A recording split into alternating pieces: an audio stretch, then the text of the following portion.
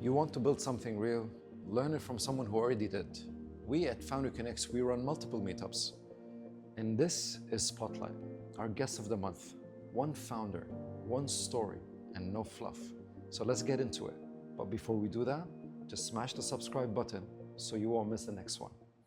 This month is no different than any other month. This month I have a great guest of the month. I'm super excited to have him here with us. Saeed, I will ask you to just come a little bit closer and join me on the stage. So please give a round of applause to Saeed Sayed, the co-founder of Tern. Let me see which one is louder. I think this one, Thank you. Or we'll switch it. Saeed, I'm gonna need you here in front of that chair. All right. All right. Just Saeed, in front of it? Yeah, because we have everything lined up. Great. So, Saeed, thank you so much for being here with us today. Really, Thanks for having me. It's an honor to have you here, especially after I found out a lot about your story. Plus, when I found out that we have a lot of friends in common, I even like you even further. but yeah, I think, let's start with who is Saeed and what is Tern? Great. Thanks, Rony, and pleasure to meet you all. And I'm very humbled to be here. We still have a disclaimer. We have a lot to learn and a long way to go. And who are we? Tern is a platform that allows you to pay your rent with a credit card, and it's really as simple as that. We removed the cost of doing so because we saw that to be the biggest challenge of moving rent over to credit and digital. And we set off to do that about a year ago. My background is completely in finance.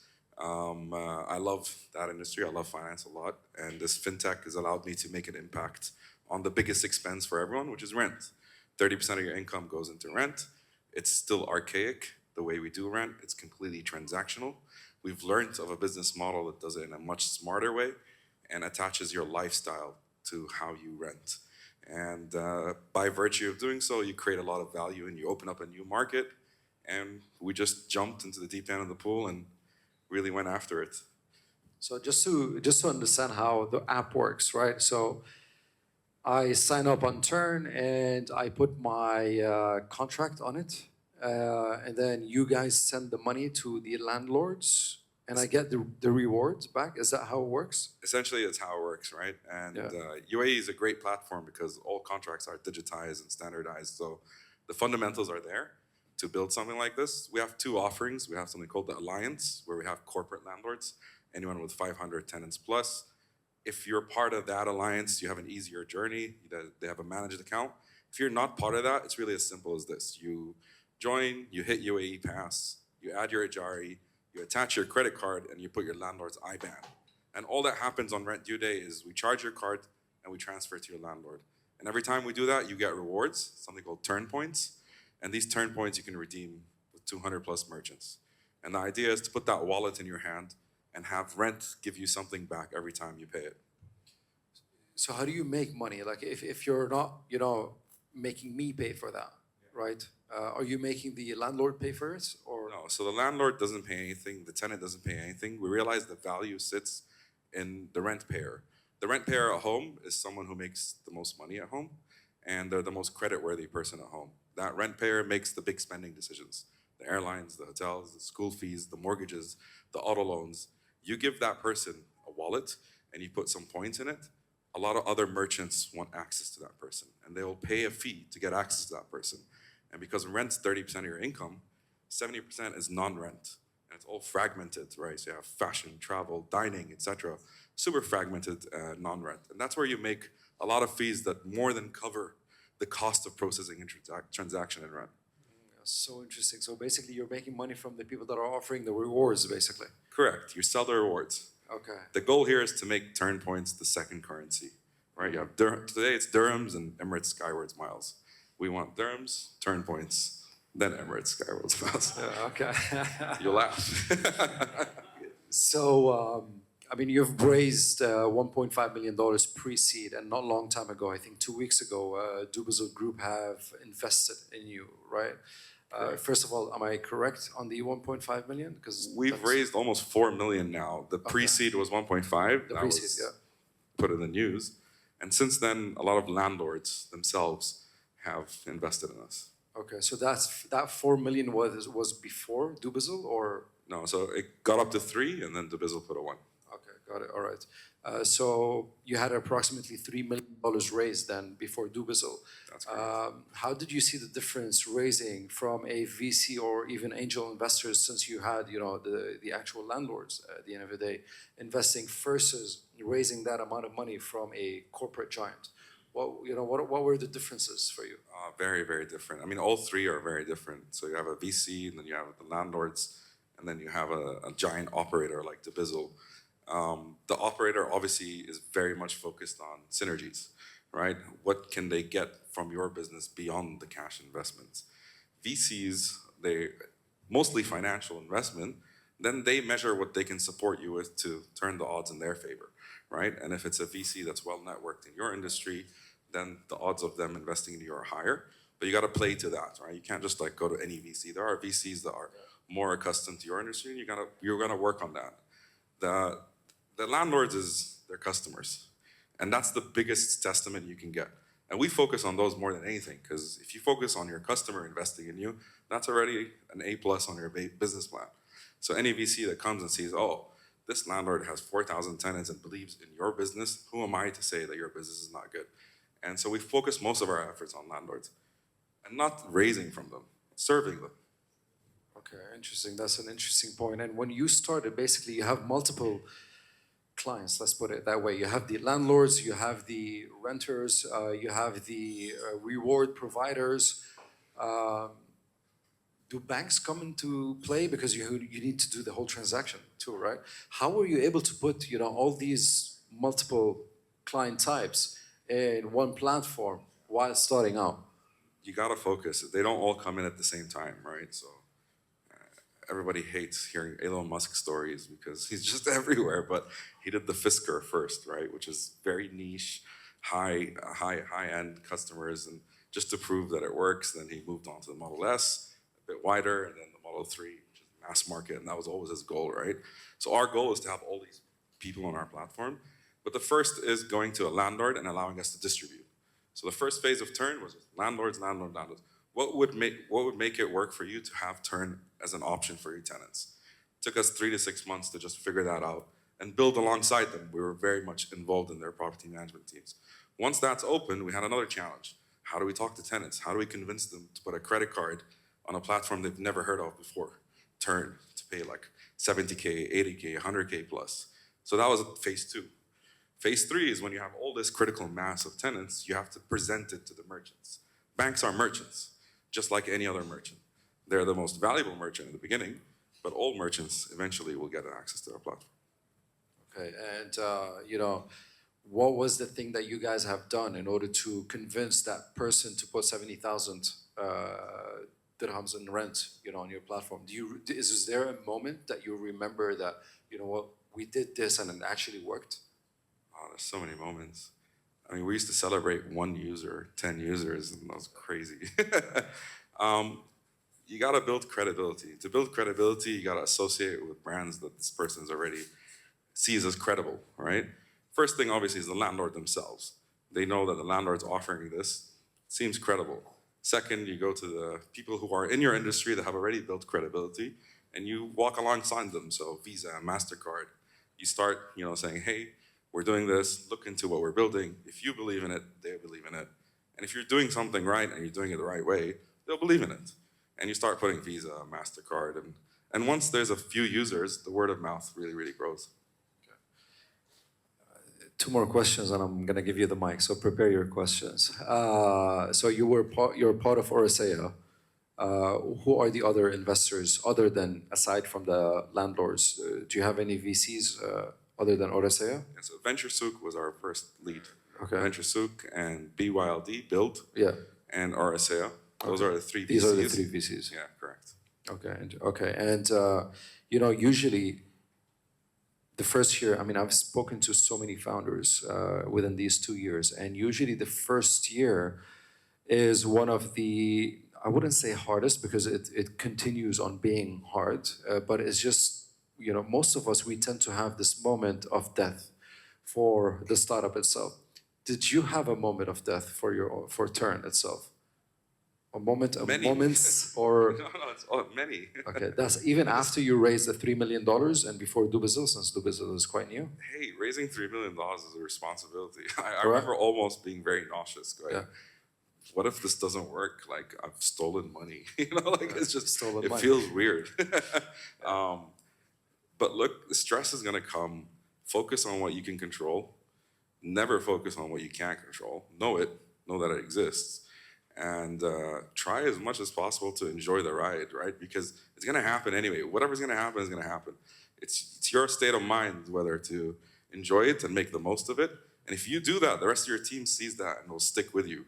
The worst thing you can see is a founder lose their brain or get eaten by stress. And talent is very expensive. And if you've brought talent on, if they stop believing in you, you're losing more than the moment itself, And do you have any strange moment that happened with any of these tenants, sorry? Any strange moment that happened in front of you, or was it just a simple, streamlined? No, we have tenants show up to our office going, I just need to make sure you exist. Oh, okay, all right, okay. Yeah, Take them in, coffee, talk, all that. Yeah. Okay, and what was the strangest thing that you've seen? Tenants? Yeah. I mean, You don't have to tell us their names. There's reward happy people that will just spend hours on your customer service dissecting your business model. Okay. If I use this card and use that card, and really, how do you make money and all that stuff? And then we just did that, by the way, in the back when you weren't here. So FYI, yeah. Okay. We dissected your business model. That's what that's what we do. It's not straightforward. It feels very scammy, right? So like, the thing is, it helped. I worked at Cafu before that, and everyone's like, "You bring this truck to my house and fill up gas," and it seems too good to be true. So you were the CFO, right, of Cafu? For a year, about. Yeah. And you came up with the idea when you were, then you moved to the investment firm. It was alongside, but I was still at Cafu when the idea came around. We didn't come up with the idea, I just need to say. We saw the business model, we came up with the idea here, and that's really the key. Execution eats ideas, always, right? So the business model exists, we need to make sure that it exists here. We found the best people to execute, and we went and executed. And within a year, you've generated 150 million in rent transactions. Correct? Yeah. I mean, that's incredible. 150 million. Great. Any questions? I have a book of questions, but maybe later, me and you. I'm around. Let me give the floor to beautiful people. So you generate your revenue from the point givers and the rewards givers. Okay, so are you sharing the contact with them, or you are in the middle and take the points from here and give it to them? So we're building a platform, and this platform you as a merchant can plug into and offer your services. And we're pretty agnostic to merchants. Anybody can plug into it. And then whatever customer opts to use your service, we get a cutoff, basically. We cannot share personal data. We cannot share people's data. We can create a platform and give you points and show and kind of curate that platform towards you. So if you travel and you like gym, you're going to see something different than someone who likes music or electronics, and that's the idea. And merchants want that. They don't want mass anymore. Is this service for the tenants or for the landlords or both? So we're focused very much on tenants. So we want your lifestyle to really fit your rent, basically, and the whole app experience is for tenants. We have found an opportunity in landlords. It'll come, but focus is key. So we want to make sure that all the tenants are happy. They're paying rent through us, because once you pay rent through Tern, it's very hard to go back and start writing checks.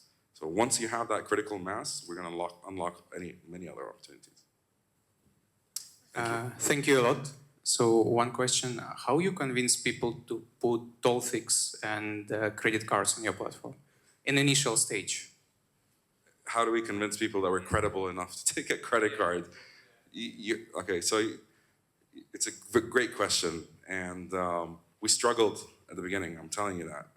Then I came across someone who was doing growth hacking for Uber and Airbnb. And he's like, stop measuring yourself to like the prop text here. Uber convinced people to get into a stranger's car and take the same route that they used to take in a regulated taxi, right? And Airbnb convince people to stay in someone stranger's home, right? When they travel. Look at how they did it. And what they did is they put their safety and security kind of features really in your face and a guarantee, right? Saying, hey, we are regulated here. These people trust us. These are the guarantees for paying rent. It doesn't work, we'll give it back. This has happened before and we've given it back. And that's the most you can do. Once people start going, okay, I've been through this experience, we ask them to share it. And we keep sharing it again and again and again until you reach a point where khalas, it becomes, oh, you use Tern, I use Tern, or he uses Tern. And that's where all you want to reach is, I've used Tern and it worked. You have to really focus on the customer experience. A bad customer experience can really kill you. All you need is a bad review saying, I paid and my money never went to my landlord, and that can kill all the business. So customer first, full focus on the customer experience. You're welcome. I have a question. There's so much, best practices, startup.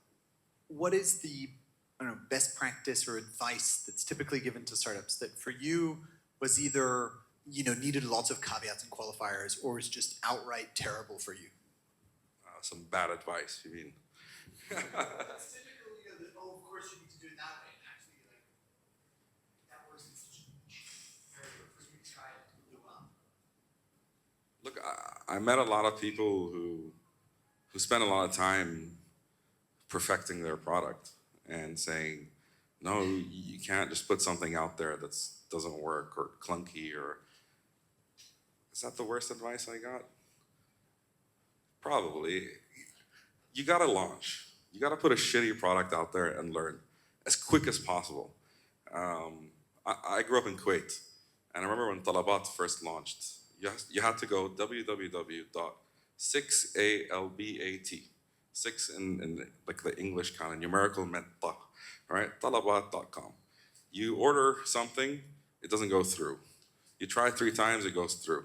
The payment doesn't go through. The guy doesn't show up.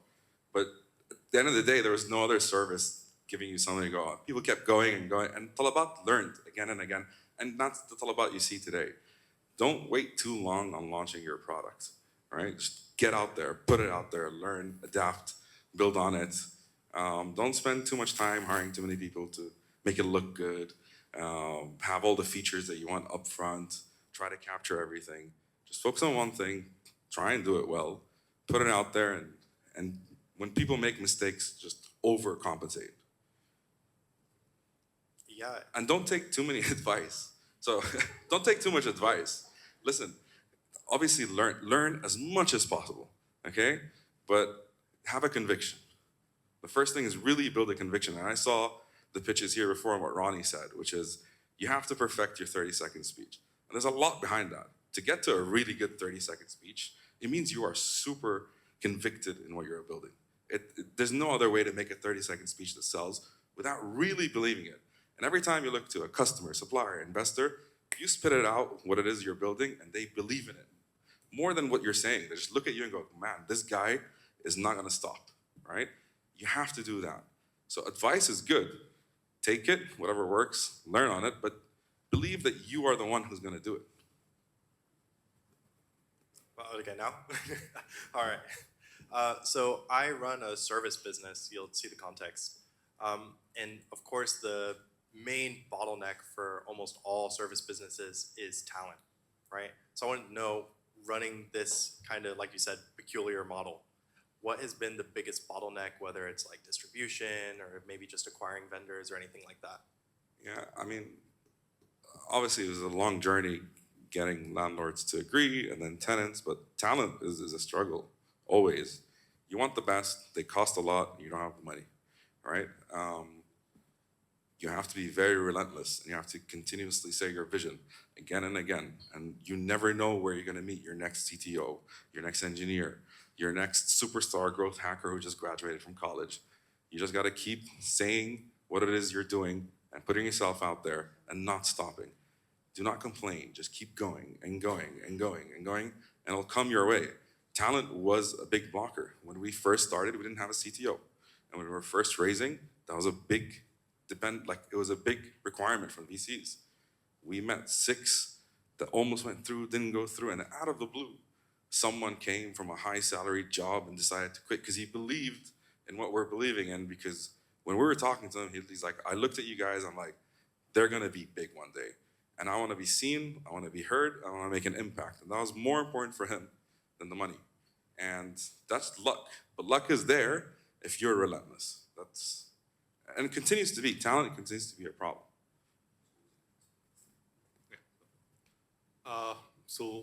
Platform is great. I have one small question. Thank Let's say, what happen if I'm renting from you through this and I cannot make my commitment through my credit card? What happens in that case? We have like a retry process, obviously. Sorry, can you repeat?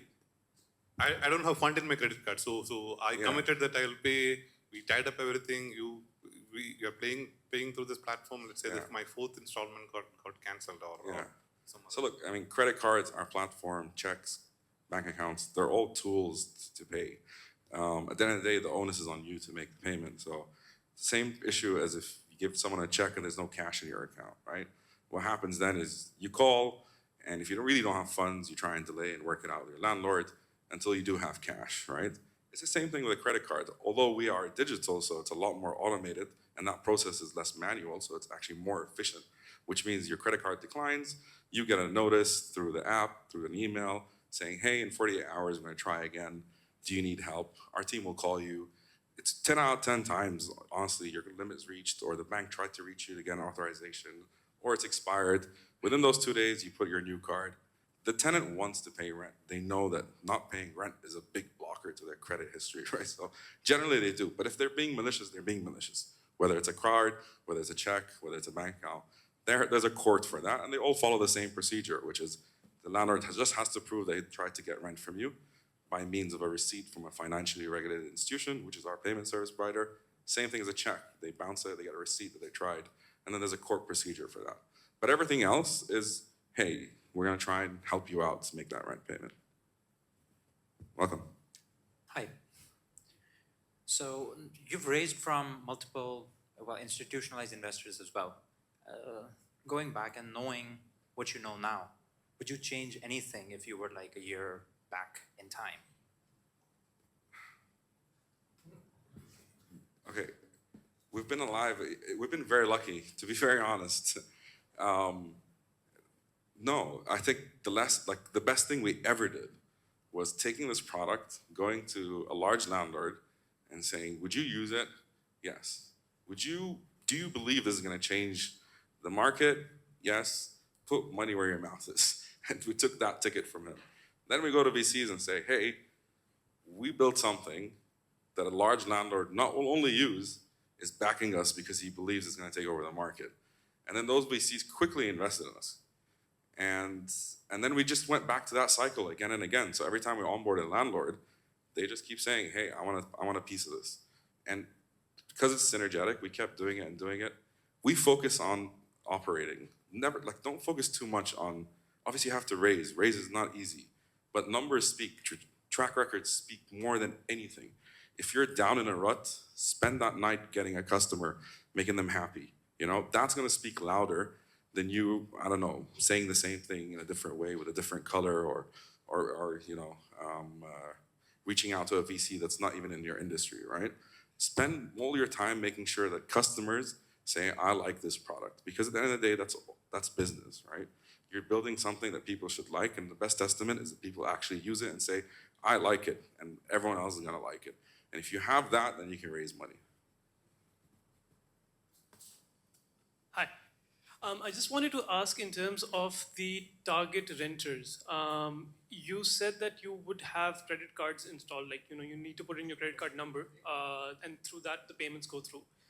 But the payments that we're talking about would be somewhere, I think, median around 60,000, 70,000 per year, and getting limits for those credit cards at this amount, that significantly filters out a lot of people. So is there a plan to sort of expand it further to maybe make monthly payments or something like that? I'll tell you, that's not a problem. So 60% of the market here pays quarterly, right? So it's 3 months rent. Rent is 30% of your income. So 3 into 3 is 90% of your income is one installment. Credit cards, I don't know if been in Dubai, they sometimes give you 25 times your salary, dude. Like it's really insane. So credit card limits have never been an issue in terms of kind of just the math of stacking it up. The other thing is reward behavior is very interesting. So people will go over and beyond because it's a transaction you do 4 times a year. So you'll go over beyond on each one to make it happen. So if you go to like a car showroom, you see people putting their down payments on their credit cards just to get the miles. They'll call the bank, they'll do the setup and whatever. So a mixture of both really hasn't been a blocker for us. Yes, if everyone's paying monthly, it'll be much easier. But we have a conviction as well that we're all moving to monthly at some point. The yield sits in monthly, and eventually we're gonna get there. So we're building, hoping that the market kind of moves that way as well. But so far, it's been okay. Thank you. Yeah, so, hi. Hello. Actually, I have 2 questions. So, are you planning to offer like debit cards? That's the first question. Second question is how you're planning to expand like new fintech products or regional other countries, or what's your expansion plans? Thank you. First question, debit cards. We don't really think that there's value in debit. So debit cards don't give you rewards or miles. It's just a transfer essentially at the same time. We will introduce open banking, which is just much better, which is a transfer from your account to their account. But eventually we want everyone to go on credit. So that's always the goal. So like it's an acquisition play to allow you to do the bank transfers, but we'll put it in your face that when you come to renew, use your credit card, you're gonna get a lot more there. Why? Because our first expansion plan, which is your second question, is to launch our own card, right? With a bank. And then because I command your biggest expense, the idea is that card's gonna become your primary card, and there's a lot of profit to be made there as well. Thanks. First of all, thank you for doing this, because when I moved from Europe, I was a bit surprised that people do rent here with checks, because and one of the reasons is in Europe, for example, you have, I don't know what's called in English, you authorize the landlord to pick up the rent from your bank. Standing instruction, yeah. Huh? A standing instruction, like Yes, a direct debit. Exactly. Yes, Yeah. yes. So it seems banks don't offer this for They do. They do. Yeah. But no landlord wants to use that. Tenants don't want to do that. No tenant likes their landlord, let's be real. Like, do you want to give them authority over your bank account? It's weird. Direct debit exists. It's a good solution. And by all means, we're just focused on the fact that it's such a big expense to waste not getting rewards on. And that's really why we push people to do it. But we do it essentially in the same manner. The security of the check is it sits in the landlord's drawer, right? And there's a like full sense of security, but it's still there and exists, right? When you use Tern and you live in an alliance property, you attach your credit card to Ejadi, which is very similar. You cannot remove your credit card, right? Until the landlord gives it back to you or terminates you. Yes, so this is even a better way to do it, so to say. So my question is actually regarding your marketing. So what was your marketing strategy to get the tenants? Was there something special Guerrilla. through the landlords? Marketing is very expensive. So just online or? Not even. So marketing is very expensive. We found the most efficient route to reach the largest amount of tenants, which is go to large landlords, convince 3 people that you're good enough to be put as an option to tenants, write an email, have them send it to 1,000 people saying, hey, I'm your landlord, I've partnered with Tern, you can pay rent. Costs 0, right? We go print A4 papers saying, pay with your credit card and stick it in the elevators of those buildings, right? There's no better way to capture a tenant than that. We started testing with marketing later, which is put 10K a month dirhams to see what social media says. But still, we focus very much on guerrilla marketing. You need to find where your customer sits in mass. Go to those places and do it yourself. Talk to them. Put something there. You know that you're still at the beginning of your cycle. The first stage is proving concept, which is getting a lot of people using you, and again and again and again. Once you reach that stage and you want to go to scale, yeah, that's when you use a computer and you reach mass. And by then, test a bit with social media so you know. So for an example, for the past 4 months, we're testing just 10,000 dirhams a month. We've learned that people think about rent Tuesday, 5 p.m. more than any other time in the week. Really random, but that's what we've learned. Android users pay rent more than iPhone users. It's really random. So now we know these metrics. So when I go for my next fundraise, which is, hey, we want to go mass, I come with this data and say, hey, I'm going to raise this money and hit those, KPIs because that's the most efficient use of that capital. but start small and then grow it. But when you're building a business, you have to be super frugal. Pick talent over tools, right? Especially where you're not good. And then slowly build towards that scale. Great. Saeed, you just won a new client, by the way. Maya, the next time we pay our rent, you know how it's going to be, right? Let me know how it goes. So, plus a review, since it's that important. Thank you so much. Saeed, thank you so much for your time, and really, I appreciate you, man. I Thank you, appreciate Ron. your time. You're a great man. Thank you Thanks, so man. much. Really. Good luck to everyone, man. Like, I'm with you, by the way. We still have a lot to learn, so I mean, good luck to us all. Right? Yeah. But doing 150 million, Child, yeah. I mean, that's It's humbling. yeah, that's really great, man. Thank you so much. Thank you, for being Ronnie. here. Thanks, everyone.